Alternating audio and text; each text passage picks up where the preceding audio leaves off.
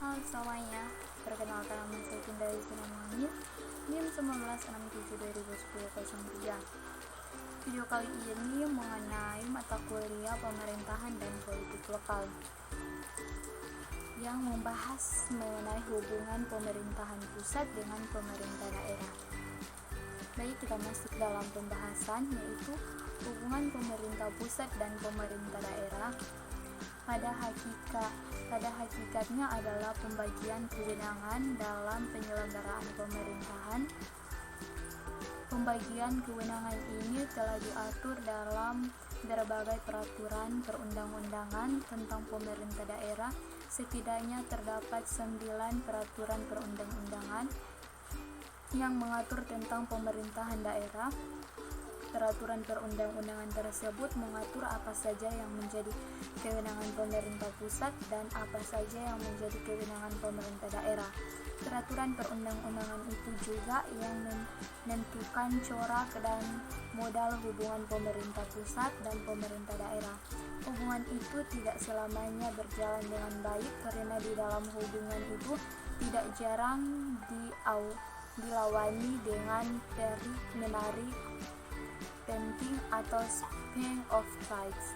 Pemerintah dalam arti luas dapat diartikan sebagai pemerintah di bidang legislatif, yudikatif, dan sebagainya. Sedangkan pemerintah dalam arti sempit dapat diartikan sebagai pemangku jabatan sebagai pelaksanaan kekuasaan eksekutif, atau secara lebih sempit pemerintah sebagai penyelenggaraan administrasi negara. Pemerintah merupakan pemangku jabatan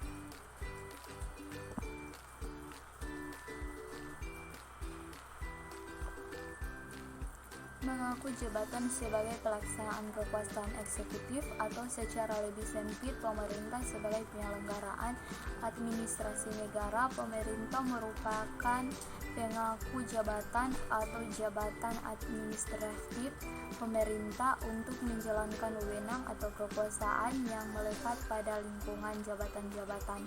Penggunaan kata good governance pemerintah dalam bahasa Inggris juga sering menimbulkan kesalahpahaman.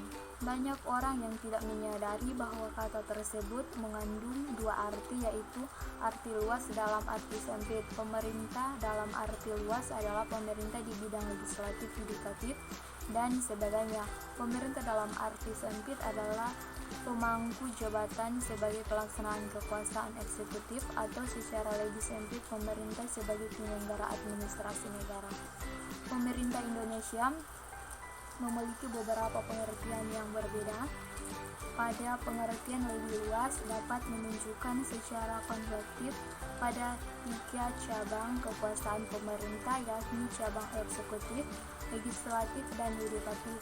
Selain itu juga diartikan sebagai eksekutif dan legislatif secara bersama-sama, karena kedua cabang kekuasaan ini lah yang bertanggung jawab atas tata kelola bangsa dan pembuatan undang-undang.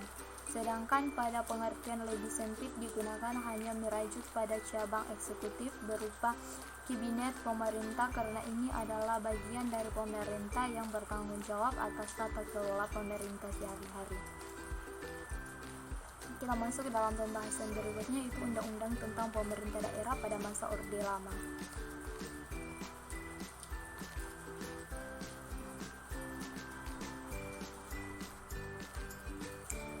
Yaitu Undang-Undang Nomor 1 Tahun 1945 adalah undang-undang yang pertama mengatur tentang hubungan pemerintah pusat dan daerah dengan pula desentralisasi. Undang-undang ini mengatur 3 jenis daerah di Indonesia, yaitu Kepresidenan, kabupaten, dan kota. Masing-masing berhak mengatur dan mengurus daerahnya sebagaimana yang diamanatkan dalam pasal 18 Undang-Undang 1945. Namun demikian, undang-undang yang pertama ini masih kental dengan nuansa pemerintah yang desentralisis. Kemudian Undang-Undang Nomor 22 Tahun 1948. Undang-undang ini mengembangkan daerah Indonesia menjadi 3 daerah otonomi, yaitu provinsi, kabupaten atau kota besar, dan desa kota kecil. Kepresidenan meskipun mempunyai DPRD itu ditetapkan sebagai daerah otonomi. Hal ini yang berada di daerah undang-undang sebelumnya.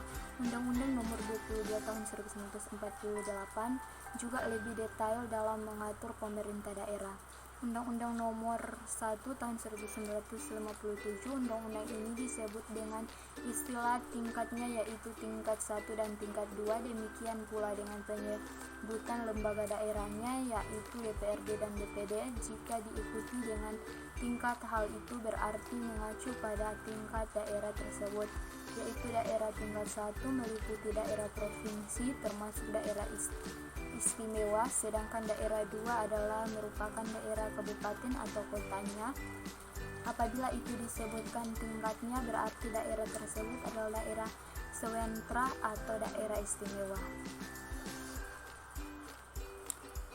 Sedangkan di Undang-Undang Nomor 18 Tahun 1965, undang-undang ini dipimpin oleh DPRD mempertanggungjawabkan pelaksanaan tugasnya kepada kepala daerah. Ketentuan demikian jelas bertentangan dengan prinsip-prinsip demokrasi dan pembagian kekuasaan di mana antara DPRD dan kepala daerah kedudukannya sederajat. Ketiga, hampir semua kekuasaan, tugas dan kewajiban DPRD dilimpahkan kepada kepala daerah. Sekian untuk materi yang bisa saya bawa saat ini, dan saya mengajak teman-teman semua untuk mari bergabung bersama kami di Universitas Pembangunan Indonesia Manado yang lebih maju. Sekian dan terima kasih.